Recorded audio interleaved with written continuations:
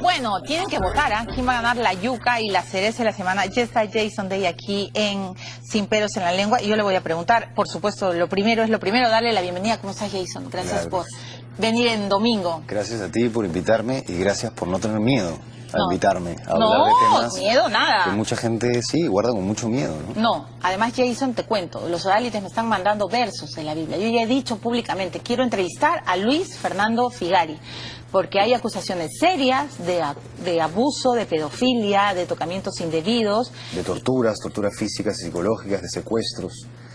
Hay horrible, acusaciones muy graves contra ellos. Sí. Además, cosas no santas que se hacen en la casa de San Bartolo, ¿no? ¿Qué sabes tú?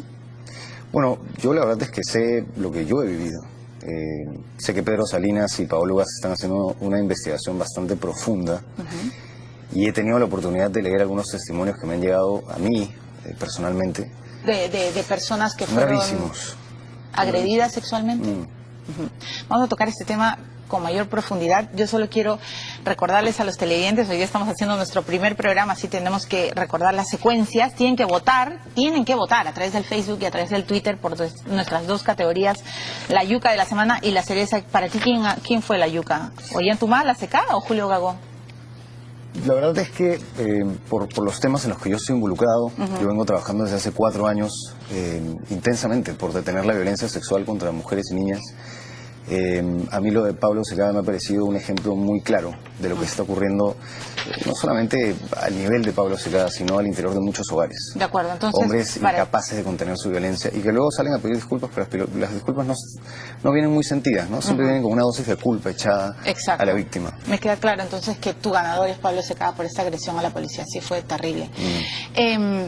Yo tengo una posición personal sobre las víctimas que sufren de abuso sexual en la niñez. Creo, sinceramente, he entrevistado a muchas personas agredidas en mi carrera de periodista y lo peor, lo más difícil es romper el secretismo. La columna vertebral del abuso es el silencio, el callar por vergüenza, por miedo, por temor al repudio.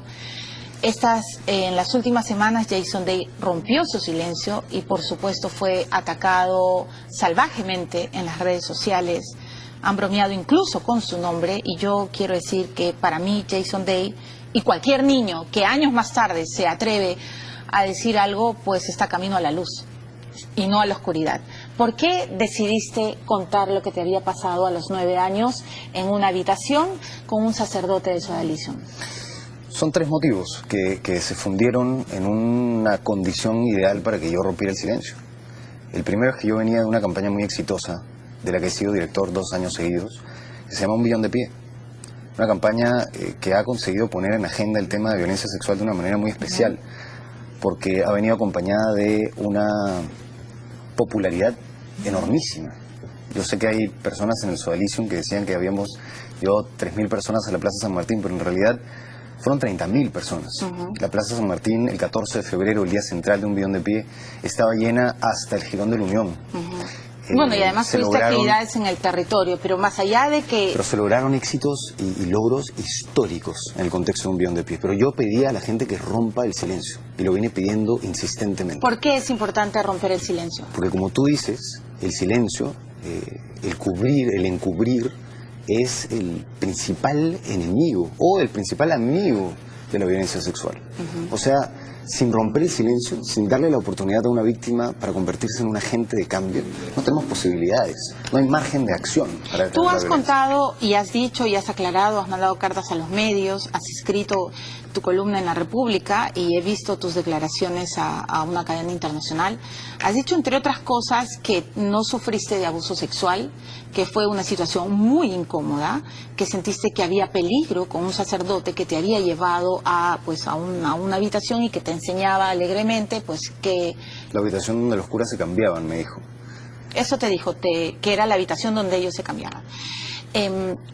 Repasando tu historia afectiva, tu memoria, Jason, ¿tú sentiste que algo malo te podía pasar esa tarde, ese día? Yo me sentía en una situación de peligro, sí, porque ocurre algo muy particular con un sacerdote, ¿no? El sacerdote es la palabra de Dios, él representa lo divino, él es tu confesor. Yo venía de dar mi primera confesión a esa persona. Y cuando... ¿Tú eras amigo de ese sacerdote? Bueno, venía siendo preparado para la primera comunión desde hacía varias semanas. Ok. Él, había una relación de confianza. Era la persona en la que yo más confiaba. Muy bien. Yo, en retrospectiva, cuando veo cómo se dan estas situaciones, estos son los primeros pasos. Los primeros pasos son los de asegurar una instancia de confianza absoluta. Además, es un espacio en el que te hacen sentir elegido. Eres especial de entre todos. Yo era el único que tenía acceso a ese cuartito cerca del altar. ¿Entendías más o menos por qué te llevaban ahí? No tenía ninguna idea de por qué era yo ni el elegido, ni a dónde estaba yendo, ni por qué tenía que... Pero tenías temor.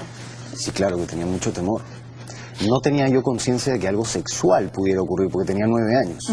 Y soy muy claro en eso, ¿no? Pero esa es una situación de abuso. Después de este episodio, ¿le contaste a tu familia, hablaste con tu mamá, guardaste silencio? ¿Cómo fue? Les conté a mis padres. ¿Qué te dijeron? Y me daba cuenta de que ellos se preocupaban tanto que yo entonces bajaba el volumen de mi testimonio. ¿Para qué? Para no asustarlos a ellos, pero también hay un sentido de culpa en todo esto. Y unas ganas de proteger a esa persona en la que confías. Y entonces comienzo yo a cuestionarme de si acaso lo que yo les estoy diciendo a mis papás va a dañar a este otro tipo en el que yo en principio confío. ¿Tenías miedo que le pasara algo? Es el contacto con lo más divino, ¿no? Ajá. Después de este episodio, ¿sigues teniendo contacto con el sacerdote? Algún tiempo después tuve que volver a verlo en la parroquia Nuestra Señora de la Reconciliación.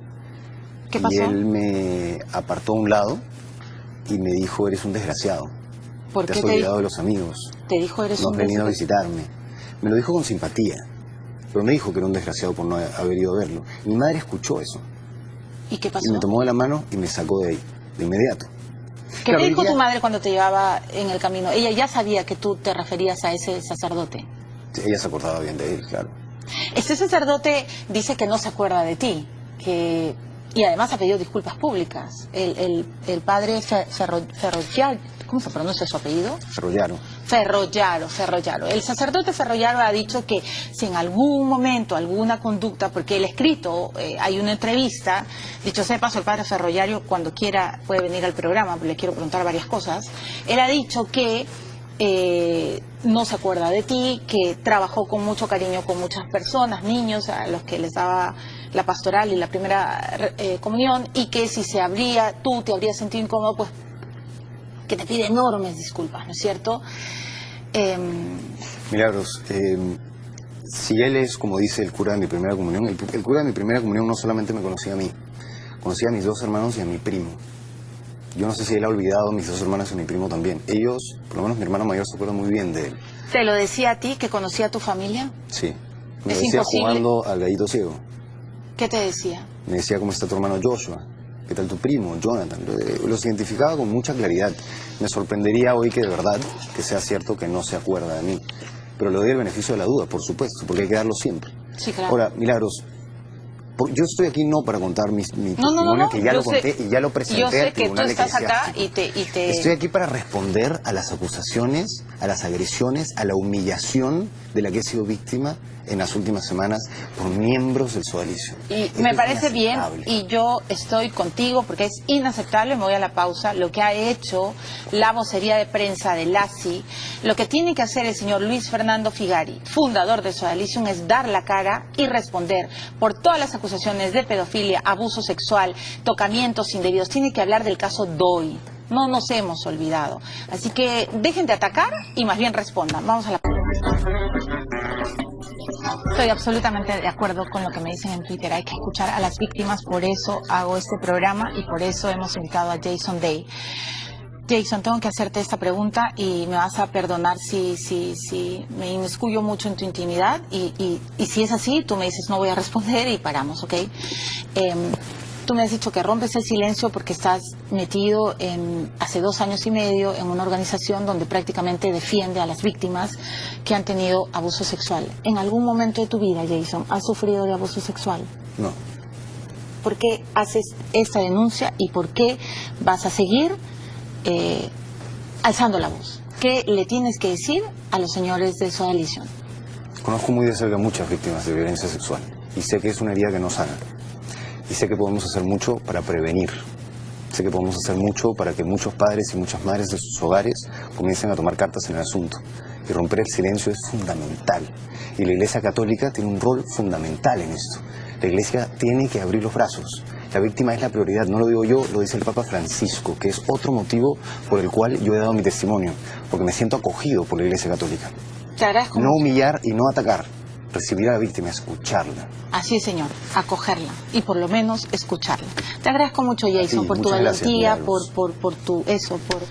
por tu pasión interna. Yo conozco a Jason hace mucho tiempo y sé además de cómo empezó Un Billón de Pie, y hay muchas mujeres y muchos niños que callan. En mí tienen una aliada, las víctimas tienen en mí a una aliada. Ha sido Jason Day. El congresista Víctor Andrés García Belaúnde también tiene que responderle al presidente de la República. Hoy